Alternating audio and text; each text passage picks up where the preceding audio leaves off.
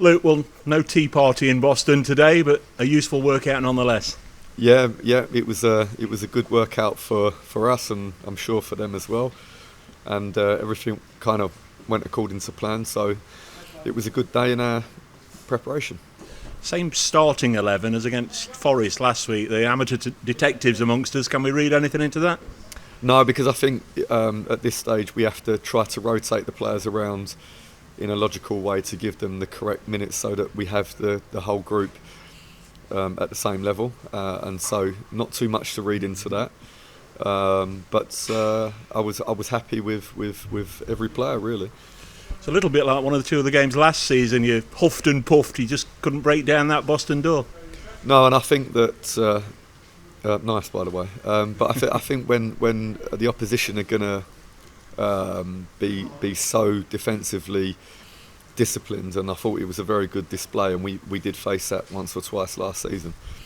The outcome has to be, in the worst case scenario, has to be 0-0 when the opposition are nowhere near the goal. So if you make a breakthrough, when you're playing against such a tough defence, then you have to not concede. There's no signs at all that the players get frustrated, but when you have almost 95% possession, it must be something with inside the body to suggest we should have scored by now.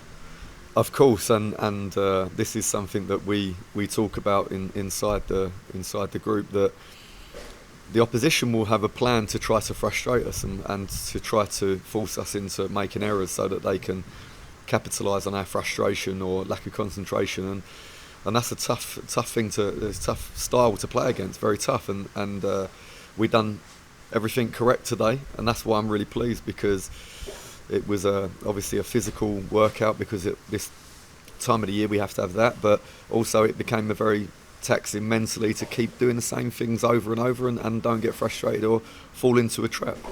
And then fitting in rainy Lincolnshire that we got a poacher's goal, fizzed ball in from Jim and a nice finish. Yeah, and as you said, we were knocking on the door pretty much the entire game, and that's what it takes. You have to keep being in the right position. You have to keep trying to make the right actions to deliver the ball across the box, and then of course we're lucky because we have great strikers at the club that if we do make the correct action, they put the ball in the back of the net, and that's the most valuable thing that they can do for us. I asked you last week if you were sort of where you wanted to be with 3 weeks to go. Same question with 2 weeks to go. No, I'm glad we've still got some time, and we can still work, and we can make sure that the players have been pushed as hard as they possibly can be pushed without breaking, and that way they should be in the perfect condition for the season. Training ground, of course, is your workplace. I would imagine it's fairly intense in there. Is there time for a few laughs, and if so, who provides them? Yeah, I think I want us to work very hard is the most important thing first, and then there's always time for some, for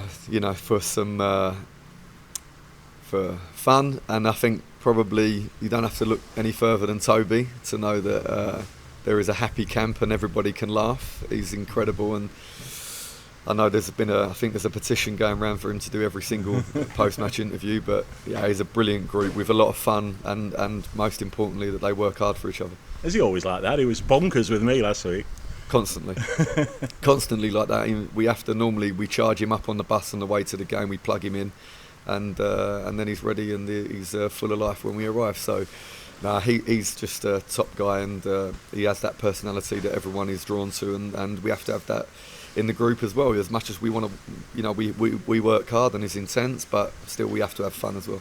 I'm sure you've got people watching Sutton United and all the games that you're going to be playing in the first couple of weeks. Is it very much your remit to be focusing obviously on Notts County right now, or is there a little bit of a glance cast across what the other teams are doing in League Two? I imagine that the next couple of fixtures will look more like teams preparing for the first league game.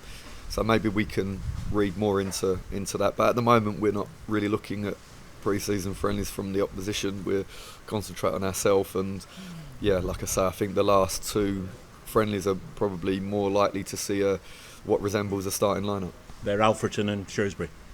Yeah, and for our opponents as well. If we look at our opponents, most likely they're gonna put more senior players or more first team regular players on the pitch, and that might give us some insight into what they're going to do.